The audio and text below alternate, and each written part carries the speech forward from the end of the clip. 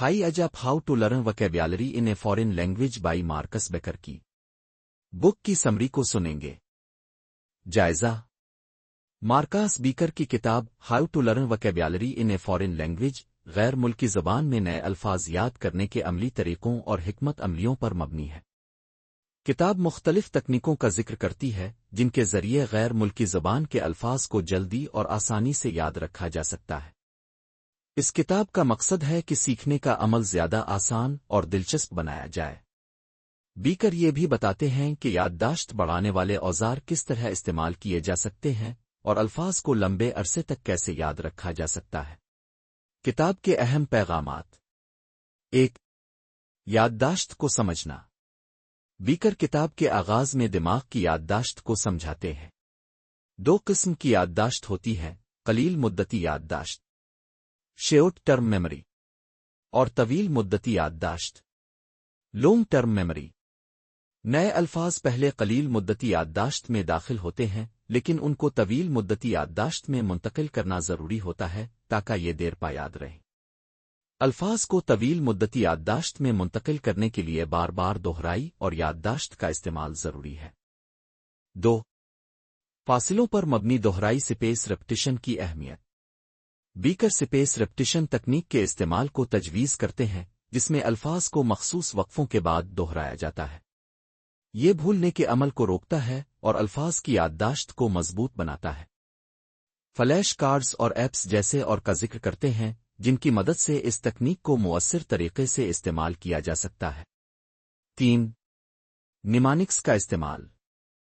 किताब में निमानिक्स का जिक्र किया गया है जो ऐसे यादगार तरीके होते हैं जिनकी मदद से गैर मुल्की अल्फाज को ज़हन में बेहतर तौर पर बिठाया जा सकता है। बीकर तजवीज़ करते हैं कि अजनबी अल्फाज को मरूफ तस्वीर या आवाज़ों से जोड़ना याद रखने में मददगार होता है। मिसाल के तौर पर किसी गैर मुल्की लफ्ज़ को एक मिजाहिया या अजीब व गरीब तस्वीर के साथ जोड़ना जिसे ज़हन में आसानी से याद रखा जा सके। 4. अल्फाज के ग्रुप बनाना और ज़ुमरे बनाना, मतलब कैटेगराइजिंग वोकैब्युलरी।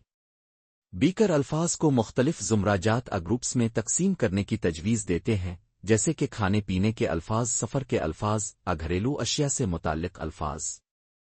इससे अल्फाज को याद रखना आसान हो जाता है क्योंकि वो एक ही सियाक व सबाक में आते हैं।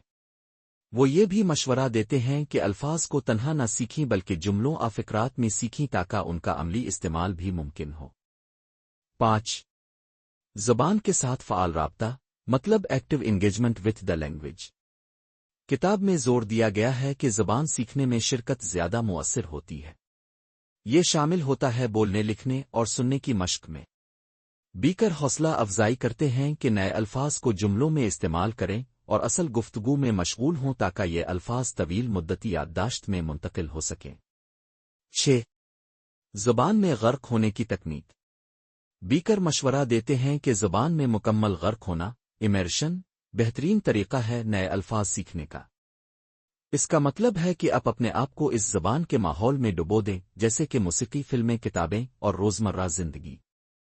वो तजवीज़ करते हैं कि अपने फ़ोन की ज़बान तब्दील करें, पॉडकास्ट सुनें या टीवी शोज़ देखें ताकि आप ज़्यादा से ज़्यादा नए अल्फाज सीख सकें। 7. सियाक व सबाक में सीखना, मतलब लर्निंग वोकैब्युलरी इन कॉन्टेक्स्ट। किताब में बयान किया गया है कि अल्फाज को बेहतर तरीके से याद रखने के लिए उनको जुमलों के सियाक व सबाक यानी सिलसिला कलाम में सीखा जाए। अगर अपने कोई लफ्ज़ सीखना है तो इसका पूरा सेंटेंस बना लें। अल्फाज को सिर्फ तन्हा सीखना कम मुअस्सिर होता है। अखबारात, किताबें या वेबसाइट्स पढ़ना मुफीद हो सकता है ताकि अल्फाज का कुदरती इस्तेमाल देखकर उन्हें आसानी से समझा और याद रखा जा सके। 8. ज़ाती अल्फाज की फहरिस्तें बनाना। बीकर मशवरा देते हैं कि सीखने वाले अपनी ज़ाती अल्फाज की फहरिस्त बनाएं जो उनकी दिलचस्पी और ज़रूरियात के मुताबिक हो। मसलन जो लोग सफ़र के लिए ज़बान सीख रहे हैं वो पहले सफ़र, खाने और रास्तों से मुताल्लिक़ अल्फाज सीख सकते हैं। मुताल्लिक़ा अल्फाज पर तवज्जो देने से सीखने का अमल मज़ीद पुरलुत्फ़ और मुअस्सिर बन जाता है। 9. मुसलसल मुतालहा की आदत डालना। अल्फाज सीखने में मुस्तकिल मिजाजी बहुत अहम है। बीकर इस बात पर जोर देते हैं कि रोज़ाना की बुनियाद पर थोड़ी देर के लिए भी मुताला ज़रूरी है। ایک ایسی روٹین جو پرانے الفاظ کو دہراتی ہو، نئے الفاظ سیکھتی ہو اور اصل مواد کے ساتھ مشق کرتی ہو، طویل مدتی یادداشت کے لیے بہترین ہے۔ 10 بھولنے سے بچنا۔ بیکر بھولنے کے عمل کو سمجھاتے ہیں، جسے فرگیٹنگ کرو کہا جاتا ہے، جس میں ظاہر ہوتا ہے کہ اگر نئے الفاظ کو دوبارہ نہ دہرایا جائے تو وہ جلدی بھول جاتے ہیں۔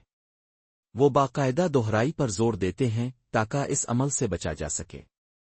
وہ ایک دہرائی کا شیڈول تجویز کرتے ہیں جس میں الفاظ کو پہلے دن، پھر ایک ہفتے بعد اور ایک ماہ بعد دہرایا جائے تاکہ وہ یاد رہ سکیں۔ 11 ٹیکنالوجی کا استعمال۔ بیکر مختلف ایپس اور ڈیجیٹل ٹولز کا ذکر کرتے ہیں جو الفاظ سیکھنے میں مدد دیتے ہیں، خاص طور پر فلیش کارڈز اور سپیسڈ ریپٹیشن ایپس جیسے اور کوئزلٹ۔ وہ زبان سیکھنے کے پلیٹ فارمز جیسے ڈولنگو اور بیبل کو بھی تجویز کرتے ہیں۔ 12 حوصلہ برقرار رکھنا۔ کتاب میں حوصلہ برقرار رکھنے کی اہمیت پر زور دیا گیا ہے۔ چھوٹے چھوٹے قابل حصول مقاصد بنائیں، اپنی پیش رفت کا جشن منائیں اور کسی زبان سیکھنے کے ساتھی کے ساتھ کام کریں تاکہ آپ کا شوق برقرار رہے۔ بیکر یاد دلاتے ہیں کہ زبان سیکھنا ایک وقت طلب عمل ہے، اس لیے صبر اور مستقل مزاجی ضروری ہے۔ 13 حواس کا استعمال، مطلب یوزنگ آل سینسز۔ بیکر مختلف حواس کا استعمال تجویز کرتے ہیں تاکہ یادداشت مضبوط ہو۔ مثلاً الفاظ سننا، آڈیو، انہیں لکھنا، ویژول اور اونچی آواز میں بولنا، زبانی۔ جتنے زیادہ حواس شامل ہوں گے، یاد رکھنے کا عمل اتنا ہی مضبوط ہوگا۔ 14 بصری امداد، مطلب ویژول لرننگ ایڈز۔ بصری امداد جیسے کہ تصویری نقشے، انفوگرافکس اور ڈاگرام سیکھنے والوں کو الفاظ اور تصورات کے درمیان تعلقات کو سمجھنے میں مدد دیتے ہیں۔ بیکر سیکھنے والوں کو تجویز کرتے ہیں کہ وہ اپنی بصری امداد تیار کریں تاکہ یادداشت بہتر ہو۔ نتیجہ: مارکاس بیکر کی how to learn vocabulary in a foreign language ایک جامع اور عملی رہنمائی فراہم کرتی ہے جو کسی بھی زبان میں الفاظ کو بہتر طریقے سے یاد کرنے میں مدد کرتی ہے۔ کتاب کا بنیادی پیغام یہ ہے کہ مؤثر طریقے سے الفاظ سیکھنے کے لیے دہرائی، شرکت اور ذاتی حکمت عملیوں کا استعمال ضروری ہے۔ ان تمام طریقوں کو اپنا کر سیکھنے والے اپنی زبان سیکھنے کی رفتار تیز کر سکتے ہیں اور سیکھنے کے عمل کو زیادہ لطف اندوز بنا سکتے ہیں۔ Thanks for listening this book summary. اگر آپ اپنی زندگی اچھی کرنا چاہتے ہیں تو ہماری ادر بک سمریز کو بھی سنیں اور اپنی زندگی پر اپلائی کریں، آپ کی زندگی بہت ہی جلد بہت اچھی ہو جائے گی۔